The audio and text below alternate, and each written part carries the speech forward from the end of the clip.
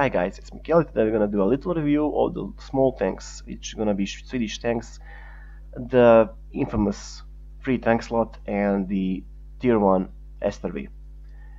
So let's start. Well, for starters, let's should we do first the survivability. Hit points 113, 40mm of armor. This thing will only bounce enemy autocannons of tier 1 from the high distances, and if those autocannons struck you over here, you're gonna be penetrated. Only at these angles you can bounce. As I'm showing it here, only these angles will actually help you out. Though remember, this thing has a back-mounted turret and a big profile in front of it, so don't peek around the corners like a standard tank would. Go in reverse and first peek out with this part of your tank. Anyway, this thing is not gonna go any mobile enough, it's not fast enough, so it's basically a garbage machine. And the only thing that's good about this tank is actually its gun. Tier 1, which is actually decent for a tier 1, with a low aim time, with dispersion that's pretty good, with the penetration of 33 regular AP and 44 AP that's premium. This means that the Skoda is pretty decent for a tier 1 trash can. It's actually somewhere compared to the low tractor MS1 and Koshenka, maybe, at the performances of the low tier tanks. But the only drawback about all of these tanks is this has a bit higher profile, so it's easily to spot with concealment stuff, and it's not so fast. It's actually very slow. The other thing is the L6T premium one we got from the event, and the only reason that I'm keeping these two machines is that I managed to screw up during this assignment of 6 cents, and that's why I'm keeping them here. So what can I say about these two machines? They have survivability of 180, 130 hit points. This has 14 HP armor, as I said, and this thing has 13 armor. The only area that this thing has 13mm of ammo is around this, so it's pretty bad.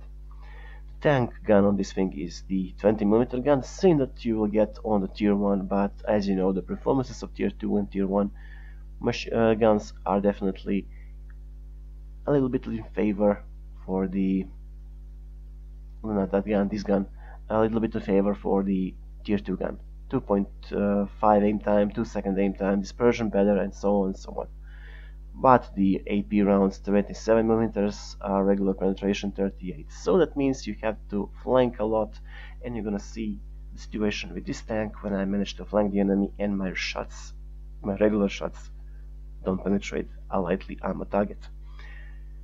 So I'm gonna persevere till I get the 6 cents and I get the tank that I'm aiming at the moment. This little one over there. And what Swedish tank like this should teach you is actually they are unique in their own system, that they are very fragile to enemy fire unless you are playing the Emil and the Kranwagen.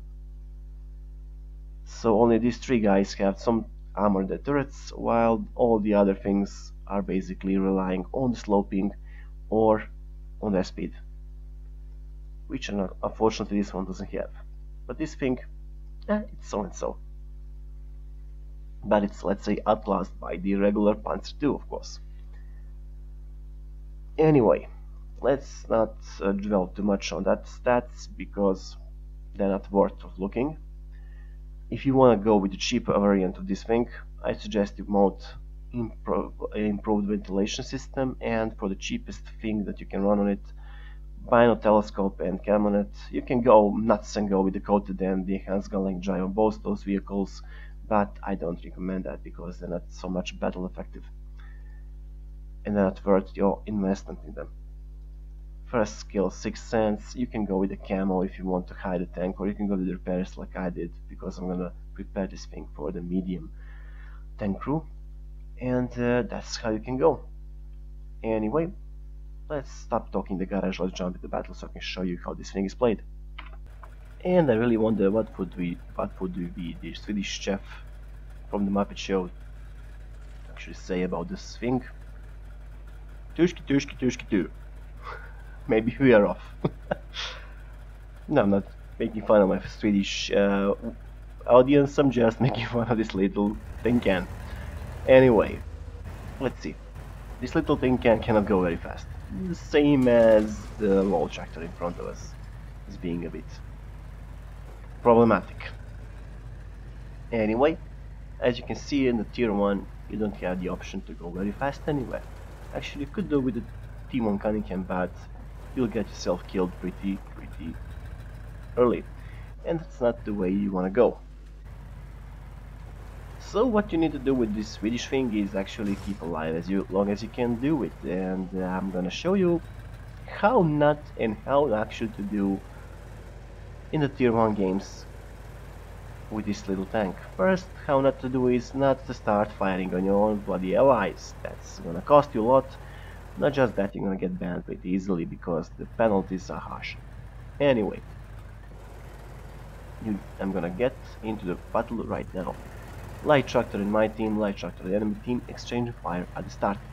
Remember, the engine on the Swedish tanks is in the front, so don't be afraid if you get knocked out in the first couple of shots, as it was just for me. And luckily for me, I had the L tractor as how you can call it, part of the immobile armor in front of me. And I used my repair kit early on to repair myself, and that's 3000 credits gone. Not a very good start, you might agree. And the enemy Swedish tank is over there as well, but he has his own problems, so he's gonna be destroyed pretty fast. Anyway, we're gonna go a bit forward, but as you can see, someone is definitely firing at us from the base and spotting us from the base, so I'm gonna use my binos and camera to actually use the scout.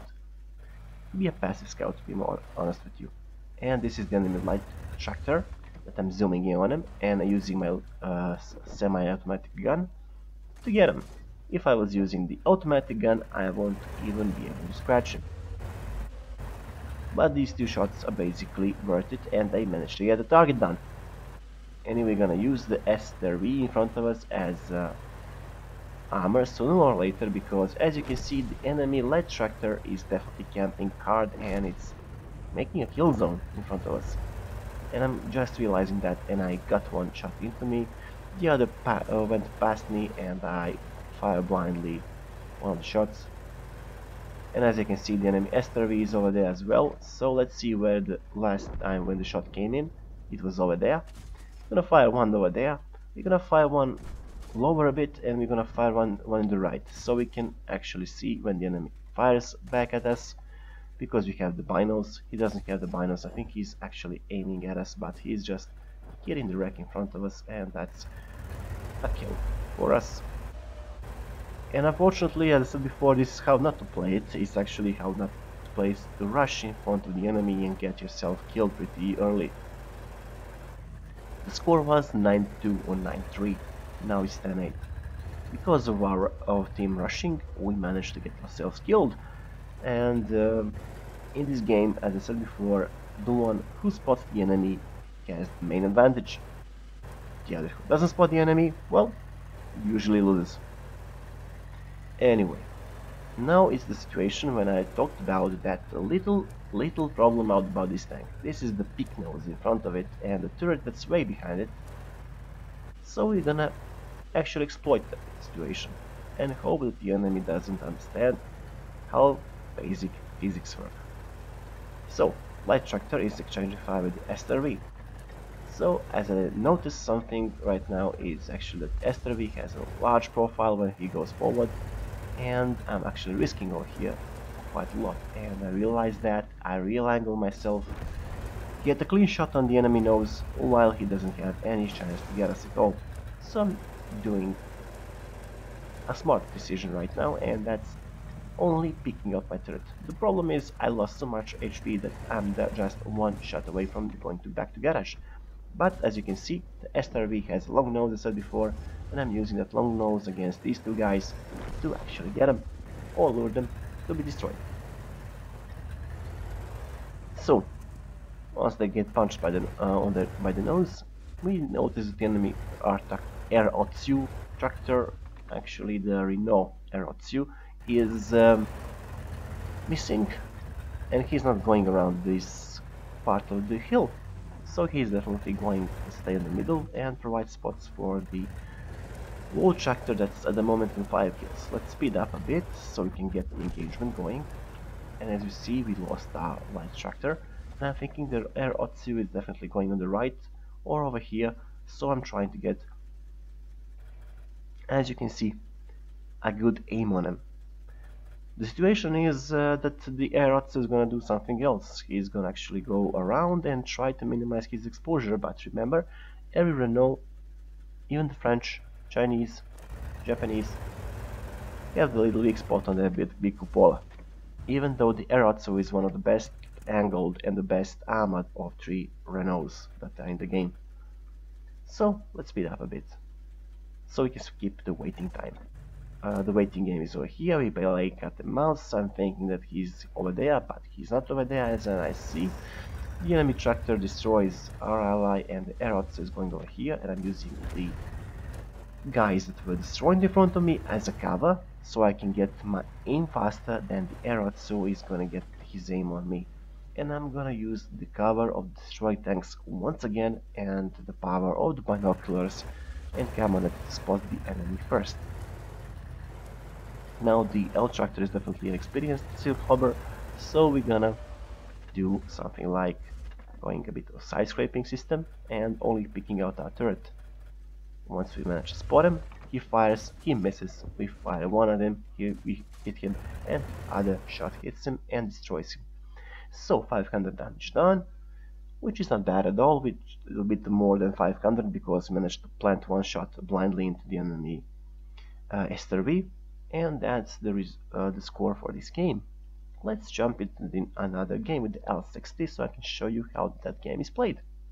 What? I mean, I'm not seal clubbing actually. Do I look like an Eskimo? I'm not seal clubbing, I'm doing the instruction work for the little beginner players. Anyway, as said before, this tank has a bit of problems. It's a tier 1 tank with soft stats that are improved on the tank, and they can aim a bit better, but once I get behind the enemy, I want to actually manage to penetrate him with my regular rounds, and without having that option, I'm looking at a tank that's pretty much unreliable and I don't want it in my garage. So once I manage to train a crew a bit more, I'm gonna sell this thing definitely. As you can see, we can easily penetrate T1, AT1 that's in front of us, because he was just a bit oblivious about the situation that someone is peppering him non-stop.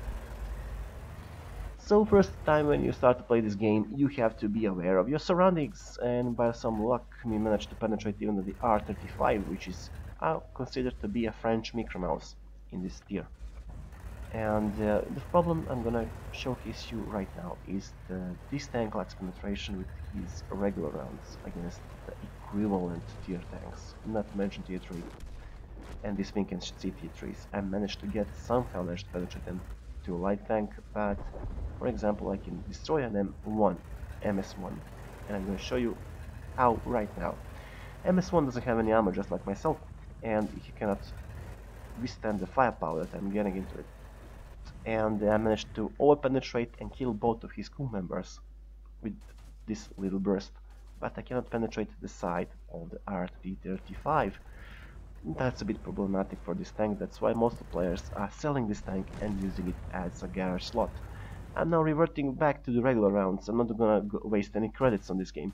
And M2 light is going at me. I cannot penetrate them. That's a big problem. Aiming again, but one of my allies managed to destroy him. T45, I can get this guy on his side armor frontally, cannot do anything to it. And backside, well, I'm just gonna showcase to you right now once I deal with some obstructions that are in the way. That's why the L60 is not a very good tank to be kept in your garage unless you really have a large free space, or that you have a crew that you want to train a bit before sending them into high tier combat, like this tier 2-7. It's an easy target to be penetrated with my regular rounds, but look at the T45 in front of me. Yeah, I'm struggling quite a lot, and that's why I don't recommend L60 tank at all to be in your garage. If this thing could penetrate with regular rounds with consistency, I will be using it non-stop, but because you cannot do that, well, this premium tank is just another garage slot for most of us. Anyway, I'm gonna let you look at the scores in the end of the games, and like if you do, subscribe if you want to see more, and of course I'll catch you all next time. Hopefully I won't be still plumbing again. No promises there. See ya.